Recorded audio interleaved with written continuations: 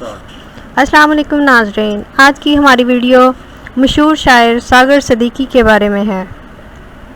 ساگر صدیقی کے والد نے ساگر کی پسند کو یہ کہہ کر ٹھکرا دیا تھا کہ ہم خاندانی لوگ ہیں، کسی تندور والے کی بیٹی کو اپنی بہو نہیں بنا سکتے۔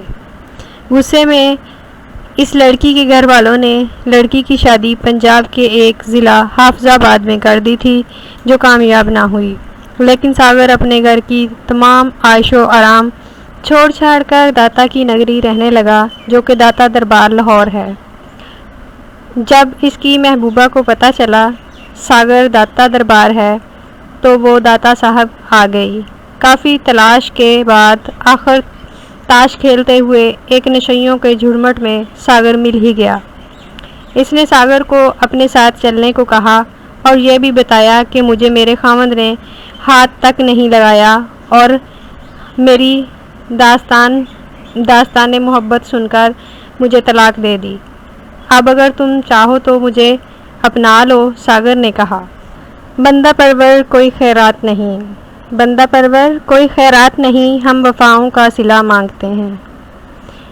غربت، ڈپریشن، ٹینشن کی وجہ سے ساگر صدیقی کے آخری چند سال نشے میں گزرے اور وہ بھیک مانگ کر گزارا کیا کرتے تھے، گلیوں میں فٹ پاتھ پر سویا کرتے تھے، لیکن اس وقت بھی انہوں نے شاعری لکھنا نہ چھوڑی۔ میری غربت نے میرے فن کا اڑا رکھا ہے مذاق، میری غربت نے میرے فن کا اڑا رکھا ہے مذاق، تیری دولت نے تیرے عیب چھپا رکھے ہیں۔ زندگی جبر مسلسل کی طرح کاٹی ہے، زندگی جبر مسلسل کی طرح کاٹی ہے، جانے کس جرم کی پائی ہے سزا یاد نہیں۔ آؤ ایک سجدہ کریں عالم مدہوشی میں، آؤ ایک سجدہ کریں عالم مدہوشی میں، لوگ کہتے ہیں ساگر کو خدا یاد نہیں۔ ساگر صدیقی کہتے ہیں کہ جب جنرل ایوب خان صاحب پاکستان کے صدر تھے تو ان دنوں جنرل ایوب خان صاحب کو بھارت میں ایک مشاعرے میں مہمان خصوصی کے طور پر بلایا گیا۔ جب مشاعرہ سٹارٹ ہوا تو ایک شاعر نے ایک درد بھری غزل سے اپنی شاعری کا آغاز کیا۔ جب وہ شاعر شاعری کر کے فارغ ہوا تو جنرل ایوب صاحب اس شاعر کو کہتے ہیں کہ محترم، جو غزل آپ نے سٹارٹ میں پڑھی بہت درد بھری غزل تھی، یقیناً کسی نے خون کے آنسوؤں سے لکھی ہوگی، اور داد دیتے ہوئے کہا کہ مجھے بہت پسند آئی۔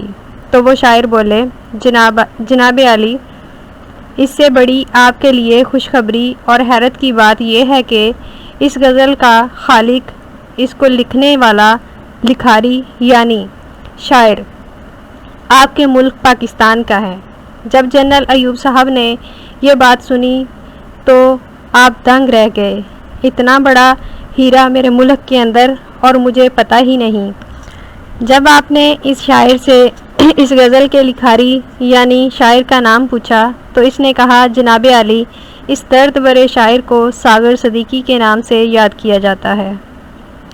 جب جنرل ایوب صاحب پاکستان واپس آئے اور ساگر صدیقی صاحب کا پتہ کیا تو کسی نے بتایا، جناب عالی وہ لاہور داتا صاحب کے قریب رہتے ہیں۔